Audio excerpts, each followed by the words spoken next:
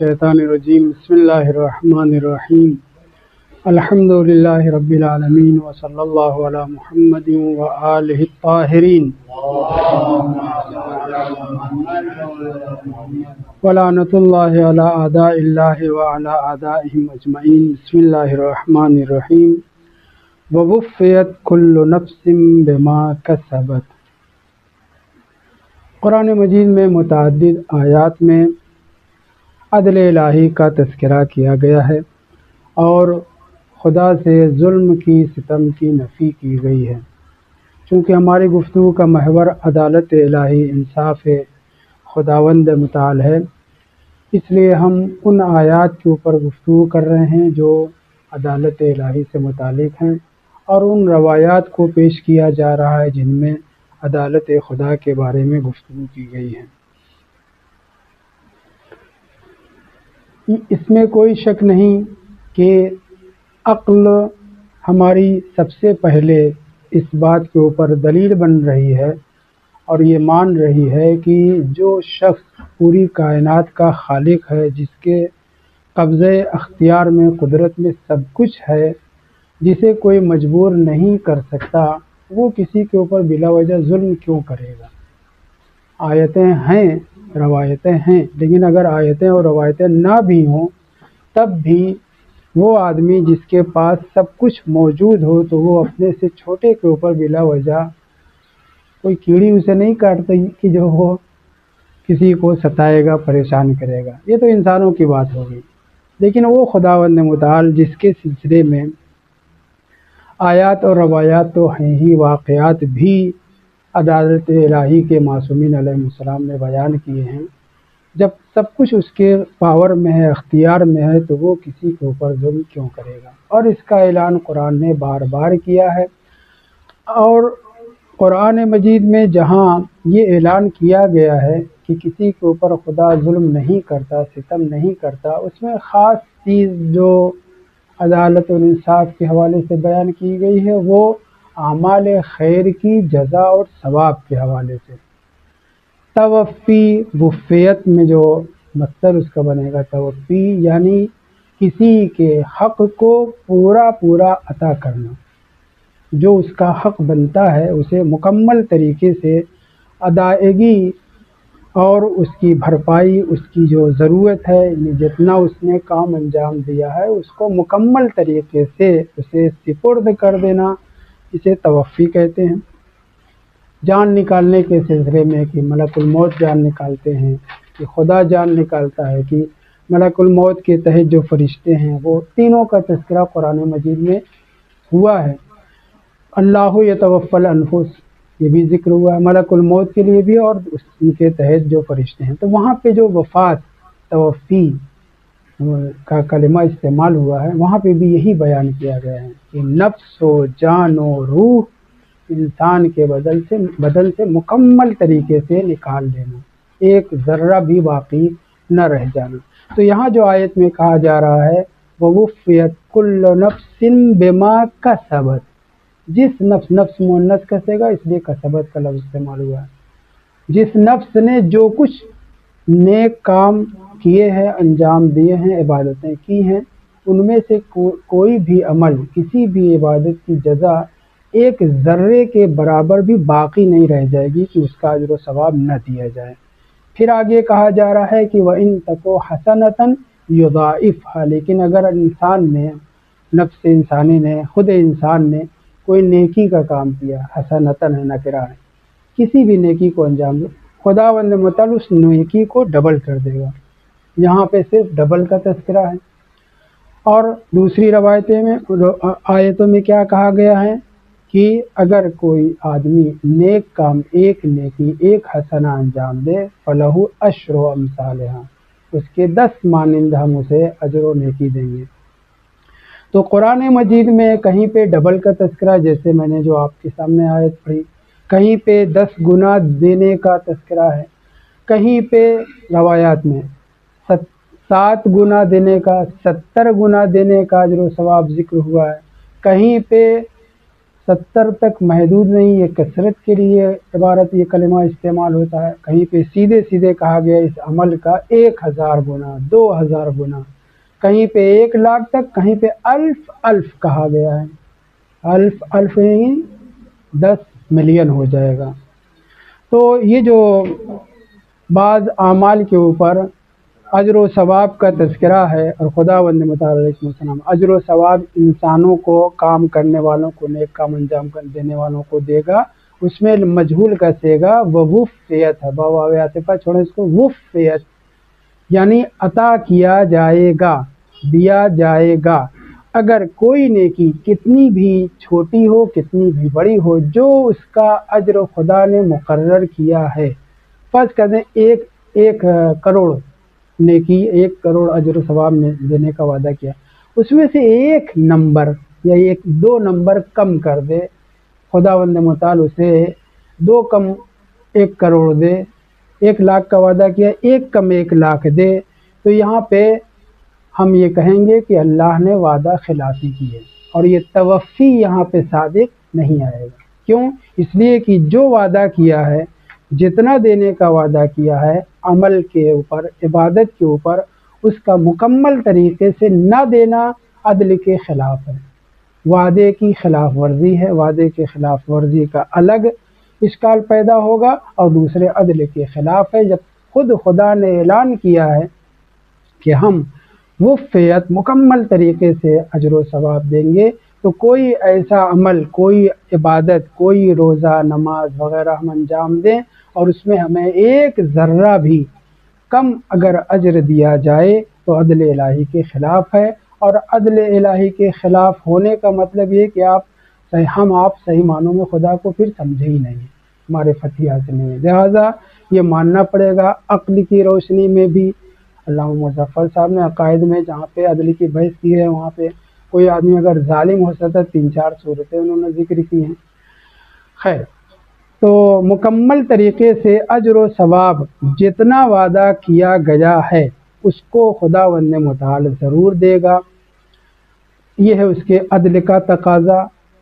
क़ानून अदल और अल्लाह की अदालत के सिलसिले में बहुत किताबें भी लिखी गई, शहीद मुताहरी साहब की अदल इलाही, और दीगरान ने भी बहुत सी किताबें, और ख़ास तौर से अकायद की किताबों में जब बहस अदल का मरहला आता है तो सब इसके ऊपर गुफ्तगू करते हैं। एक छोटी सी बहस ये है कि जब अदल इतनी अहम है कि उसको ख़ास तौर से उसूल दीन में अलग से ज़िक्र किया जाता है, हालांकि खुदा मुतकल्लिम है, सादिक है, मुरीद है वग़ैरह वग़ैरह, इसको सारे सिफ़ात में अदल इलाही के सिलसिले में हम एक सवाल तो यही पैदा होता है, क्यों इसको अलग से ज़िक्र किया जाता है? तो इसका जवाब दिया जा चुका है। इन सब अहमियतों के बावजूद आग़ा मकारिम कहते हैं कि दुनिया की पस्त तरीन फितरत वाले इंसान से भी अगर उसके साथ नाइंसाफ़ी की जाए, चोर आपस में भी अपने चुराए हुए माल को बांटते हैं तो बराबर बराबर से, जिस हिसाब से तय किए होते हैं उस एतबार से सबसे ज़्यादा पसंदीदा चीज़ दुनिया में कोई अगर है तो वो है अदालत। खैर, यहाँ वापस आएँ तो अदालत के सिलसिले में बेपनाह आयात और रवायात होने के बावजूद हम ये देखते हैं कि जब हमारे उलमा ने उसूल दीन का तज़किरा किया तो उसमें इस मबहस को, मबहस अदल को नुमायाँ ज़रूर किया, मगर जब सिफ़ात सुबूतिया का तज़किरा किया तो उसमें अक्सर के नज़दीक सिफ़ात सुबूतिया में अदल को शामिल नहीं किया गया है ना। ये जो सिफ़ात सल्बिया और सिफ़ात सुबूतियत है, क्यों ऐसा है कि जब आप अल्लाह के अहम तरीन सिफ़ात में खुद आलिम होना, हई होना, मुतकल्लिम होना, मुरीद होना, ये सब ज़िक्र कर रहे हैं, तो वहीं पे आदिल होना भी सिफ़ात सुबूतिया में से उसका तज़किरा तो सर फहरिस्त होना चाहिए। लेकिन हमारी बहुत सी किताबों में अदल इलाही के ऊपर बहस तो बहुत हुई है, मगर इसे सिफ़ात सुबूतिया में शुमार नहीं किया गया है। तो जवाब इसका वाज़ेह है कि इसको अलग से हमने जब बहस, इसको इसकी अहमियत के एतबार से इसको जब जुदा कर दिया तो सिफ़ात सुबूतिया में इसके ज़िक्र की ज़रूरत नहीं। ये एक। दूसरी बात ये है कि صفات خداوند متعال دو طریقے سے سمجھائے گئے ہیں، ثبوتیہ اور سلبیہ۔ سلبیہ یعنی کیا؟ جو ذات خداوند متعال کے شان کے مطابق نہیں، خدا میں نہیں پائی جاتی ہیں، سلب ہیں، نفی ہیں۔ ان صفات سلبیہ میں سے ایک کیا ہے؟ خدا کا ظالم ہونا، یعنی خداوند متعال ظالم نہیں ہے۔ نفی ظلم صفات سلبیہ میں سے ہے۔ تو جب صفات سلبیہ میں سے نفی ظلم ہے، اور ظلم کا مقابل کیا ہے؟ ظلم کے مقابل میں کیا ہے؟ عدل۔ تو جب صفات سلبیہ میں ہم نے ظلم کی نفی کر دی تو اس کا جو مقابل ہے وہ خود بخود ثابت ہو جائے گا۔ لہذا صفات ثبوتیہ کے طور پہ الگ سے اگر ہم عدل کا تذکرہ نہیں کرتے تو کوئی اشکال وارد نہیں ہوتا۔ اللہ جب ظالم نہیں ہے تو وہی ظالم نہ ہونا ہی خدا کا عادل ہونا ہے، اور بھی اس طرح کی باتیں کہی گئی۔ صلوات محمد علیہ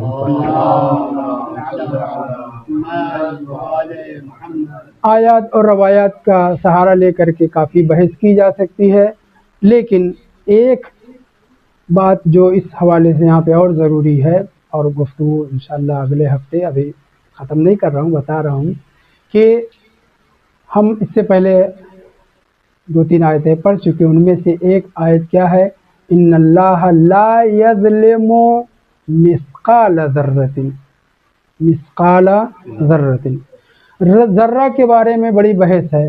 ذرہ مقابل میں مجرہ کے، مجرہ یعنی کہکشاں، کہکشاں یعنی کیا؟ جس کے اندر کتنے سورج، کتنے زمین، کتنے سیارے ستارے ہوتے ہیں، منظومہ شمسی میں کتنے سیارے ستارے، سب تو ہے ہی، اس کے علاوہ کہکشاں، اور کتنی کہکشائیں ہیں۔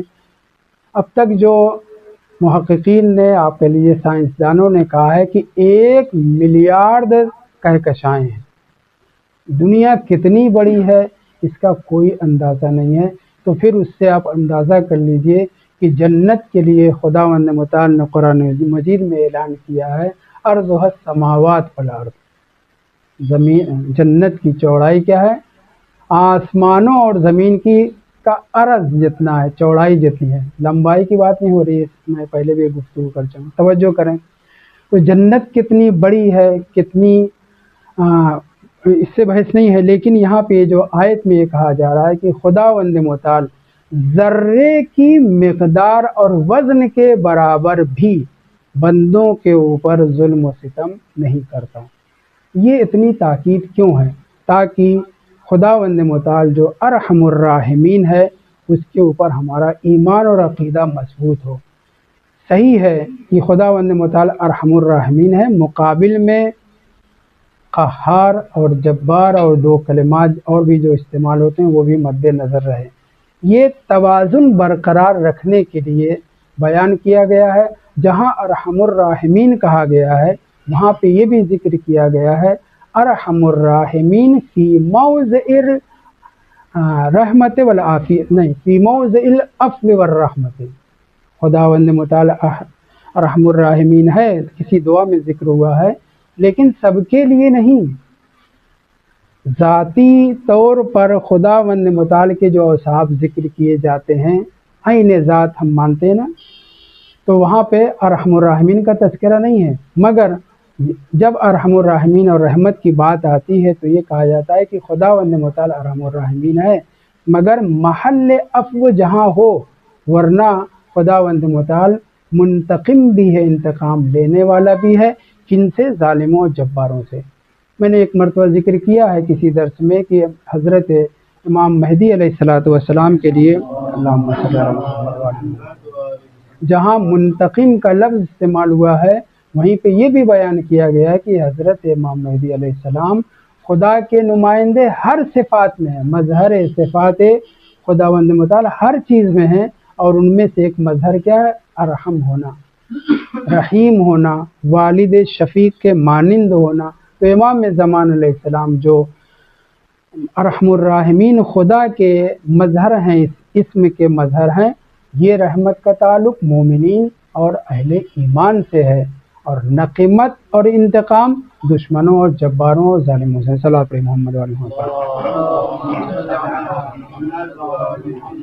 مقابل میں خداوند متعال کے کو ظالم سمجھنے والے، جابر، اردو والا جابر، سمجھنے والے، ایک ہے جبر یعنی پورا کرنا، اور ایک جبر کا معنی کیا ہے؟ زبردستی کرنا۔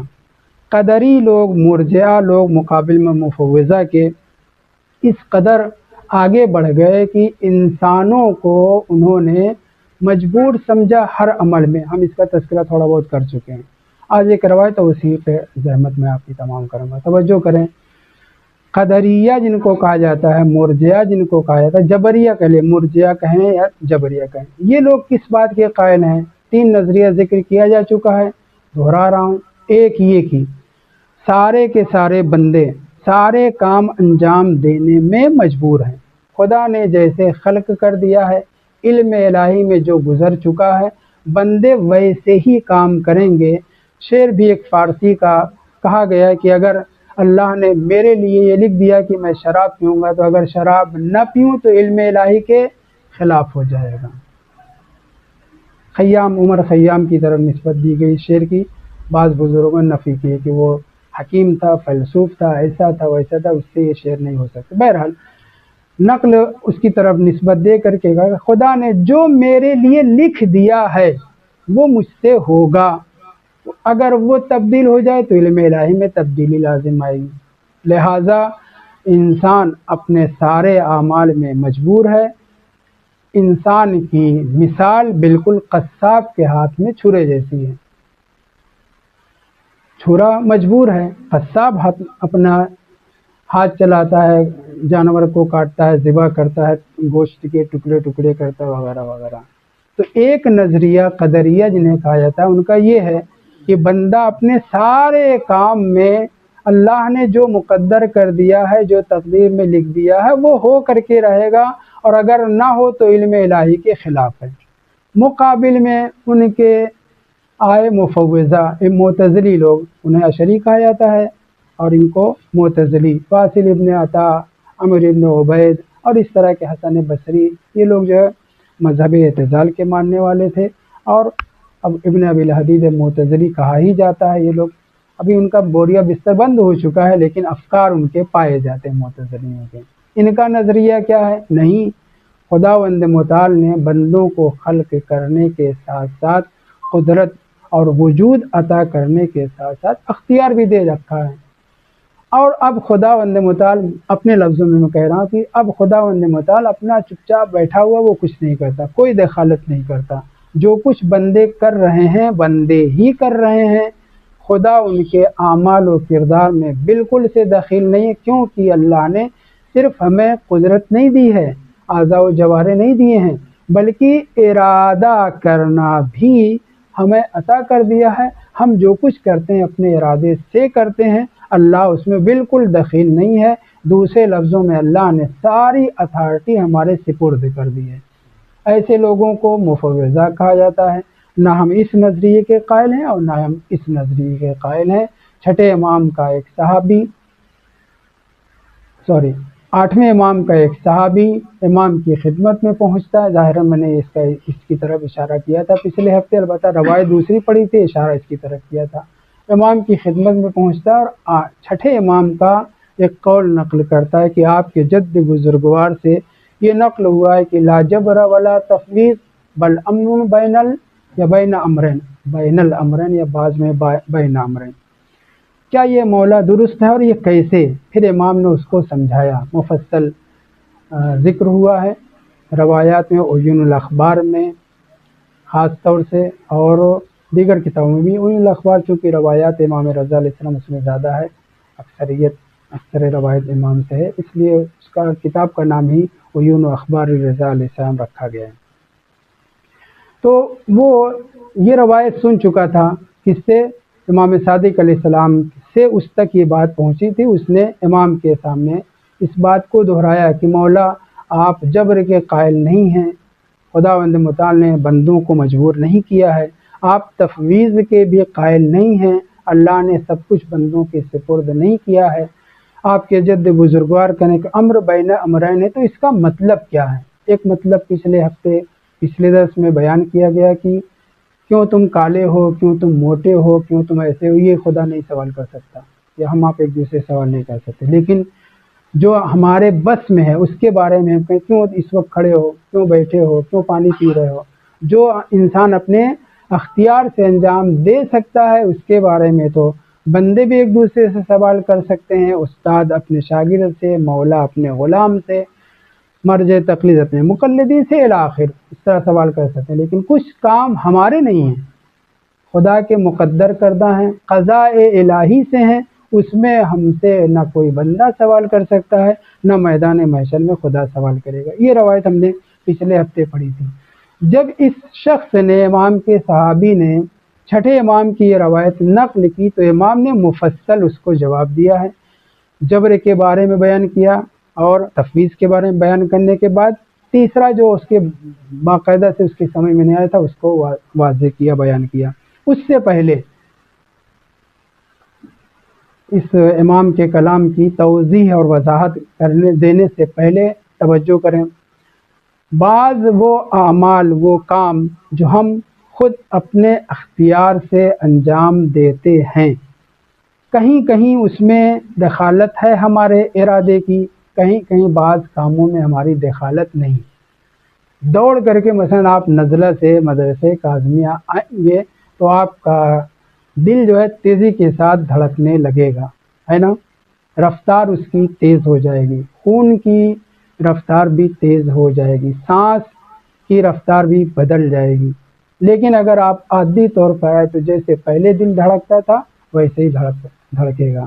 تو یہاں پہ رفتار بڑھانے اور گھٹانے میں تو ہمیں اختیار ہے، مگر دل کا دھڑکنا یہ ہمارے اختیار میں نہیں ہے کہ نہیں؟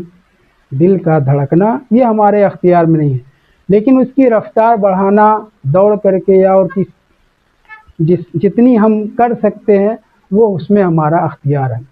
اسی طریقے سے یہ جو ہمارا خون فلٹر کرنے والا صنوبری شکل کا اندر دل ہے، خون پھینکتا رہتا ہے، یہ ہم چاہے سو رہے ہوں، جاگ رہے ہوں، بیٹھے ہوں، کھا رہے ہوں، کچھ بھی کر رہے ہوں، لکھ پڑھ رہے ہوں، وہ دل چلتا رہتا ہے اور فلٹر ہوتا رہتا ہے، خون رگوں میں رواں دواں ہے نا؟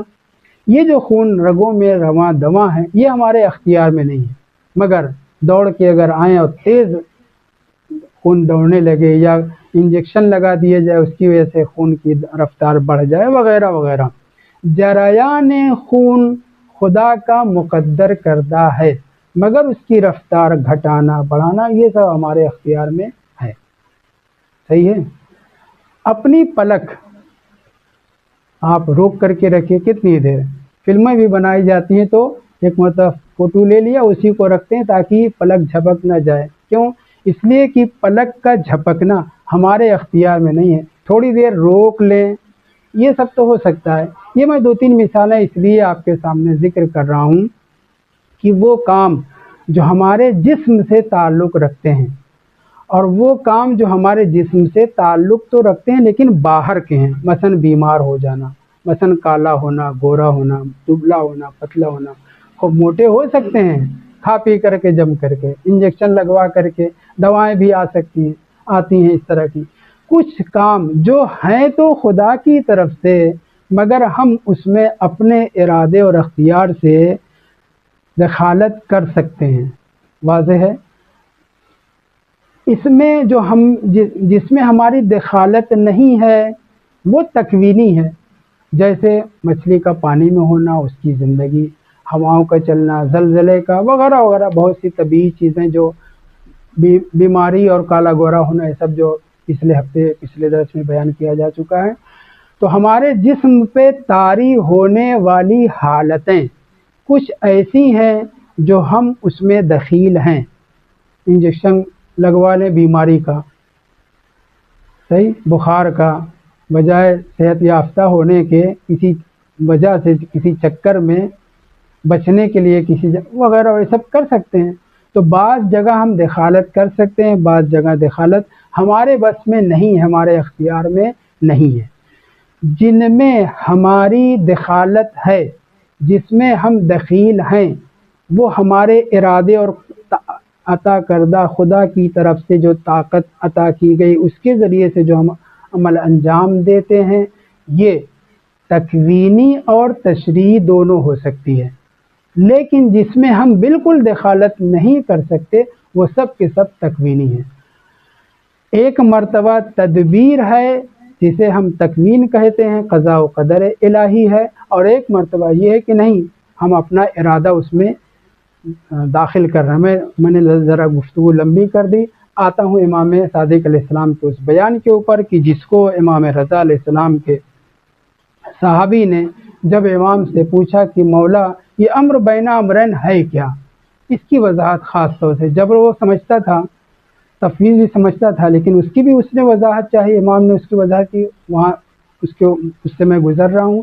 لیکن امر بین امرین کی وضاحت کرتے ہوئے امام رضا علیہ السلام نے دو کلمہ استعمال کیا ہے کہ ایک سوال جو بہت وسیع ہے، ایک سوال خدا بندوں سے میدان محشر میں کر سکتا ہے، ایک سوال بندوں سے میدان محشر میں خدا نہیں کر سکتا ہے۔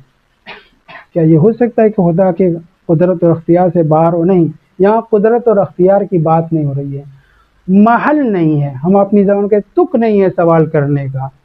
کچھ ایسے امور ہم سے متعلق ہیں کہ جس کے سلسلے میں ہم سے خدا سوال کر سکتا ہے، کچھ امور ہم سے متعلق ہیں مگر خدا متعال اس کے بارے میں ہم سے سوال نہیں کر سکتا۔ اس عبارت کو میں عربی عبارت کو پڑھنا چاہوں گا۔ امام نے وضاحت کرتے ہوئے فرمایا سألہم اما عہد الیہم، خداوند متعال بندوں سے ان چیزوں کے بارے میں سوال ضرور کرے گا جو خدا نے ان سے تعہد لیا ہے، عہد و پیمان لیا ہے، اپنے رسولوں کو بھیج کر کے بتلایا ہے، کتابیں نازل کر کے واجب کیا ہے، یعنی دوسرے لفظوں میں تشریعات، احکام جو اللہ نے قرآن بھیجا، صحف آسمانی بھیجے، پیغمبروں کو بھیجا، اپنے اولیاء کے ذریعے سے بندوں کے اوپر جو احکام لاگو کیے ہیں ان کے بارے میں خداوند متعال سوال کرے گا۔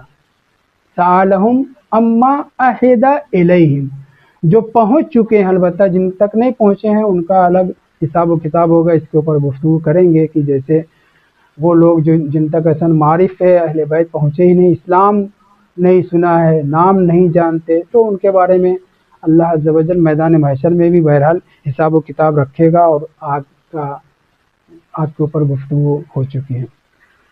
تو کچھ ایسے سوالات ہیں یعنی جو اللہ نے اتمام حجت کیے ہم تک پہنچائے ہیں، حضرت آدم سے لے کر کے حضرت خاتم تک اور آئندہ تک جتنے بھی احکام، واجبات، مستحبات، مکروہات، مباحات، ان سب کے بارے میں خداوند متعال ہم سے سوال کرے گا۔ لیکن کچھ ایسے قضاء و قدر اور فیصلے الہی ہیں جس کے لیے لفظ استعمال کیا ہے امام رضا علیہ السلام وَلَمْ يَسْأَلْهُمْ أَمَّا قَضَى عَلَيْهِمْ، جو خداوند متعال نے اپنی طرف سے مقدر کیا ہے۔ کسی کو بیچارے کو مبروس ہی پیدا کیا ہے، کسی کو پتلا دولہ پیدا کیا ہے، کسی کو کالا پیدا کیا ہے، کسی کو کسی بیماری میں پیدا کیا، وغیرہ وغیرہ، وہ چیزیں جو من جانب اللہ ہیں اور اس میں ہم آپ کے اختیار اور ارادے کی کوئی دخالت نہیں ہے، ان کے بارے میں خداوند متعال سوال نہیں کرے گا۔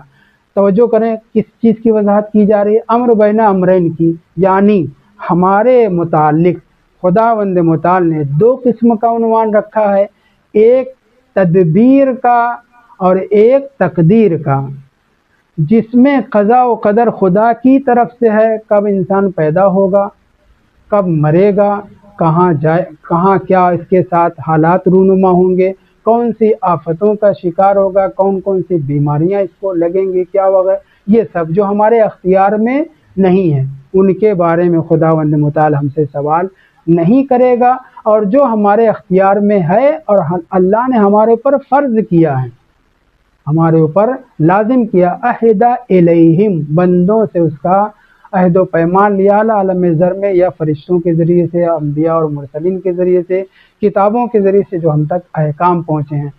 امام وضاحت کیا کر رہے ہیں اور سوال کیا تھا؟ سوال کیا تھا؟ امر بین امرین کیا ہے؟ اور امام وضاحت کر رہے ہیں کس چیز کی؟ کہ خداوند متعال کچھ سوال کر سکتا ہے، کچھ سوال ہم سے نہیں کر سکتا۔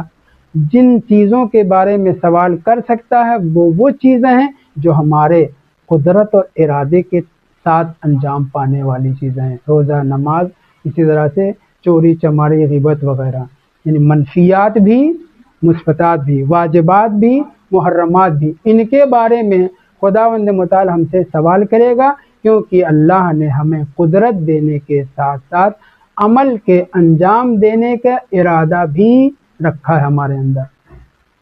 مقابل میں کچھ ایسی ہماری حالتیں اور ہمارے اوپر طاری ہونے والی چیزیں ہیں جس میں ہمارا کوئی کنٹرول نہیں، ہمارا کوئی اختیار نہیں ہے، ان چیزوں کے بارے میں خداوند متعال سوال نہیں کرے گا۔ یہ امام امر بین امرین کی وضاحت کرتے ہوئے صرف اتنا بتانا چاہ رہے ہیں کہ انسان جن کاموں کو کر سکتا ہے خداوند متعال چاہے تو اس سے بھی مانع ہو سکتا ہے۔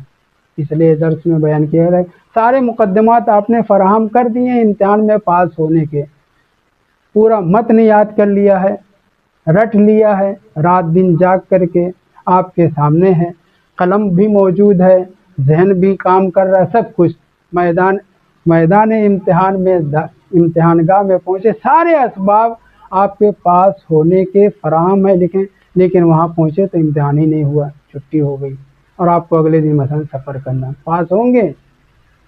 تو بعض اعمال ایسے ہیں جو ہمارے اختیار میں ہیں لیکن اسباب فراہم ہونے کے باوجود خداوند متعال مانع ہو سکتا ہے۔ امر بین امرین کا مطلب یہ ہے کہ قدرت رکھتے ہوئے، ارادہ رکھتے ہوئے بھی خدا مانع ہو سکتا ہے، چاہے اچھا کام ہو اور چاہے برا کام ہو۔ الحمدللہ رب العالمین۔ انشاءاللہ تفصیل اگلے ہفتے۔